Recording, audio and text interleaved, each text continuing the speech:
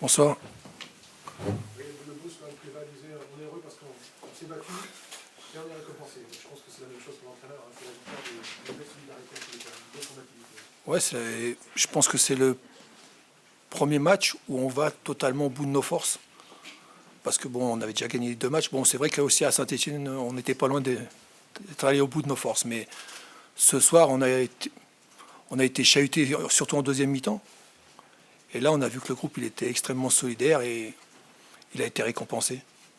C'est vraiment la victoire du courage, de la solidarité. Peut-être de l'ambition sur la première mi-temps. Parce qu'on a vu une première mi-temps qui était intéressante. On a vu une équipe qui cherchait à avancer, qui cherchait à jouer. On a été récompensé par 2 buts.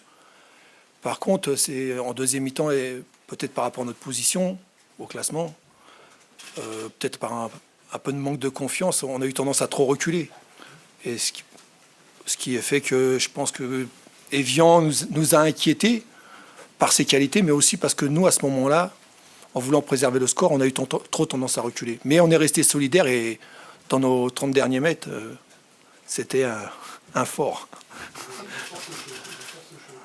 Heureux, soulagé, c'est le mot qui vient. Content.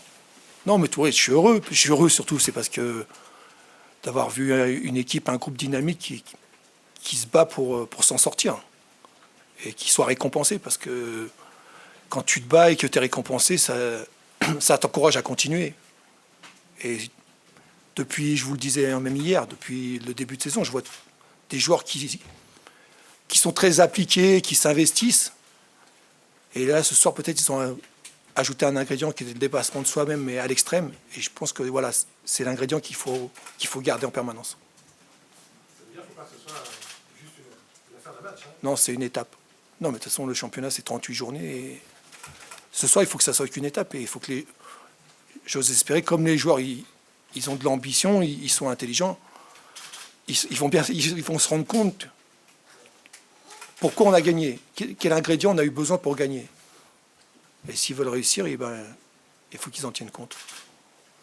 Est-ce que c'est une victoire suffisante pour aborder le match de dimanche avec une réelle confiance face à Lyon, qui sera un autre client? Non, mais ce soir, on va déjà savourer jusqu'à minuit. On va savourer la victoire. Et après, on va se mettre dans les meilleures conditions pour affronter Lyon. Mais ça nous enlève quand même un petit peu de pression avant de recevoir Lyon. Parce que si on avait perdu, c'est sûr qu'on n'aurait pas gagné en confiance, mais surtout, moralement, ça aurait été quand même difficile, quoi. Je veux dire, le doute, il serait encore plus profond. Cette fin de match, dans les changements aussi, c'était destiné à vous réserver ce score, mais est-ce que vous n'avez pas trop subi quand même dans cette période-là?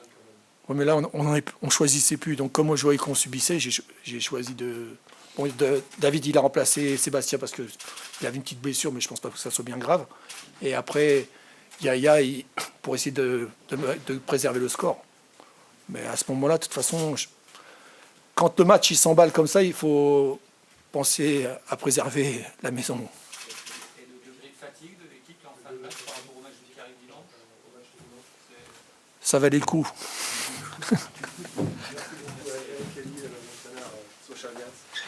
C'est la conclusion de cette soirée. Bonsoir. On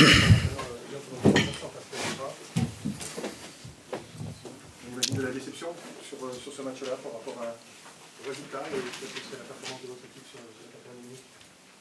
Oui, les déceptions s'enchaînent, malheureusement. Malheureusement pour l'ETG, les matchs se suivent et se ressemblent. Peu en danger et tout de suite à courir après le score parce qu'on manque d'attention sur des phases arrêtées. Et puis notre équipe est toujours à réagir. Alors, en football, il faut agir. Vous saviez et vous aviez prévenu que ce match-là se jouerait sur la combativité, sur l'agressivité d'entrée, surtout sur ce match-là. On ne peut pas refaire le match. Tout ce que je constate, c'est qu'en deuxième mi-temps, on a siégé le bus auchalien, mais là aussi, on a démontré notre stérilité, malgré le but de Youssef Adnan, que je dois saluer, parce que Youssef faisait partie des garçons qu'on ne voulait pas conserver en début de saison. Et à force de travail, il est récompensé. C'est peut-être la voie qu'il vient de montrer là, au travers de son état d'esprit à ses partenaires.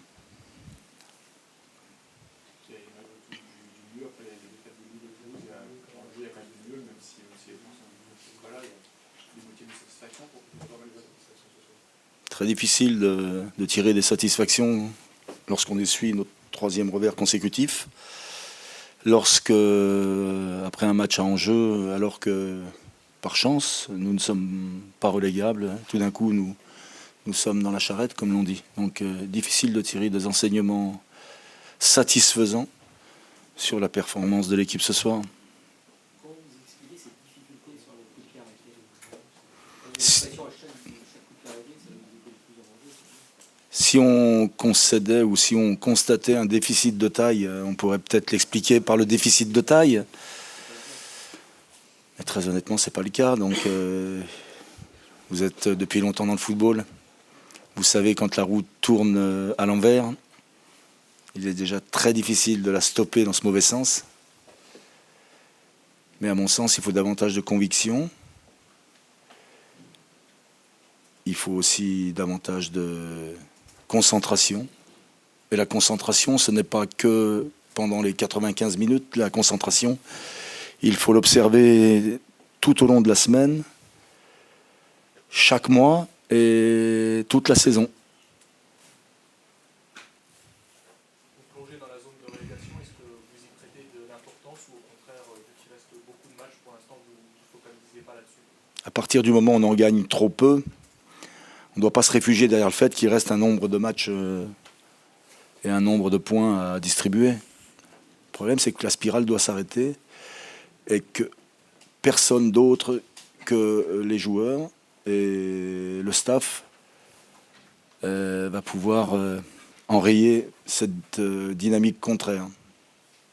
Ce match, plus qu'un autre, vous montre que la mission maintien va être difficile pour Evian comme pour d'autres équipes comme Sochaux d'ailleurs. Je n'ai pas pour habitude de parler des adversaires, donc je vais me concentrer, j'ai beaucoup à faire, concentrer sur notre équipe. Nous le savions avant le match de ce soir, nous le savions dès le début de saison, après un départ raté, après une campagne de matchs amicaux difficile. Donc nous ne sommes pas surpris, nous savons que, étant le plus jeune club de Ligue 1, ou en tout cas celui qui manque d'expérience, la saison elle est difficile. La saison dernière a agi comme un leurre en fait, parce que nous finissons 9e. Et tant que nos joueurs resteront persuadés qu'ils ont le niveau de Ligue 1 sans le démontrer sur le terrain, je pense que ça sera très très compliqué. Ce qui n'a pas marché aujourd'hui, c'est qu'il y a Reims qui arrive très vite. Comment améliorer et faire pour aller chercher un résultat à Reims en si peu de temps? Je le dis à chaque conférence de presse, se recentrer sur le travail, rester solidaire. Là, c'est un constat d'espoir. J'ai constaté que l'équipe était solidaire en deuxième mi-temps, qu'elle n'a rien lâché. Malheureusement, comme je vous l'ai dit tout à l'heure, elle ne fait que réagir pour l'instant. Donc il faut continuer à travailler. Il faut redoubler d'efforts. Il faut que le coach fasse les bons choix. Il faut faire jouer pleinement la concurrence, récupérer nos blessés, travailler sans relâche,